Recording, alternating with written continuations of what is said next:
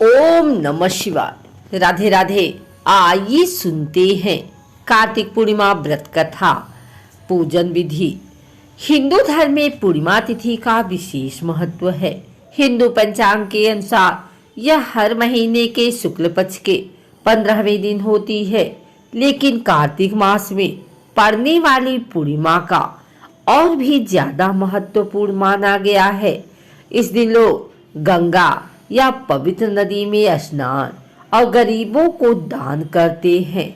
मान्यता है कि ऐसा करने से कई गुना पुण्य मिलता है।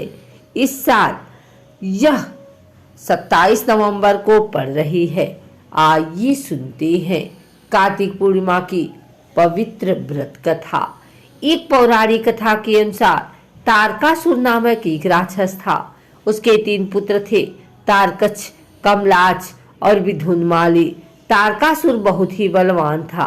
उसने धरती पर स्वर्ग पर अपना आतंक मचा रखा था, जिससे परेशान होकर देवताओं ने भगवान शिव से उसका अंत करने के लिए प्रार्थना की।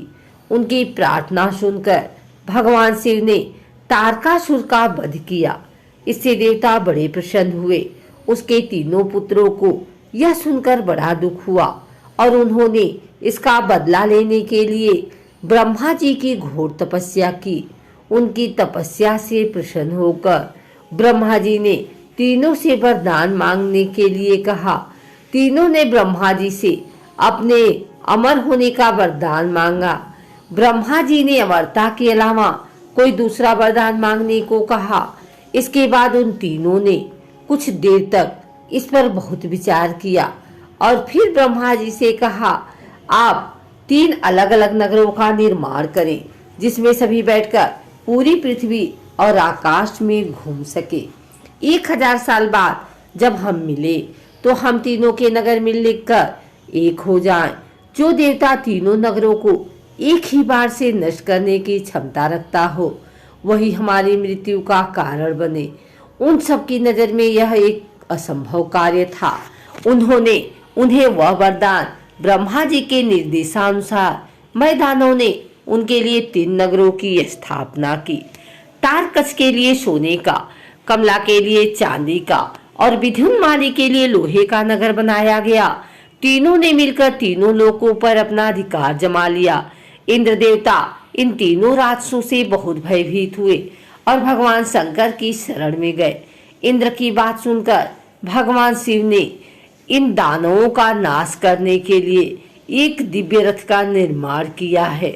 इस दिव्य रथ की हर एक चीज देवताओं से बनवाई गई थी। चंद्रमा और सूर्य से पहिए बने। इंद्र, वरुण, यम और कुबेर रथ के 4 घोड़े बने। हिमालय धनुष बने और शेषनाग प्रत्यंचा बने। भगवान शिव खुद बाण बने और बाण की नोक अग्निदेव स्वयं बने। इस दिव्य रथ पर भगवान शिव स्वयं सवार हुए।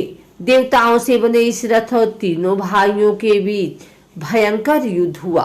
युद्ध करते समय प्रभु लीला से एक ऐसा समय आया जब तीनों रथ एक ही सीध में आ गए। जैसे ही तीनों रथ एक सीध में आए, उसी समय भगवान शिव ने अपने बाण छोड़े और तीनों का नाश कर दिया। इसी वध के बाद भगवान शिव को त्रिपुरारी कहा जाने लगा।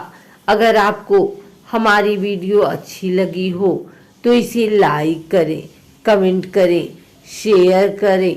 हमारे चैनल को सब्सक्राइब करके बेल नोटिफिकेशन ऑल पर सेट कर लें, ताकि आगे आने वाली वीडियो सबसे पहले आप तक पहुंच सके। धन्यवाद।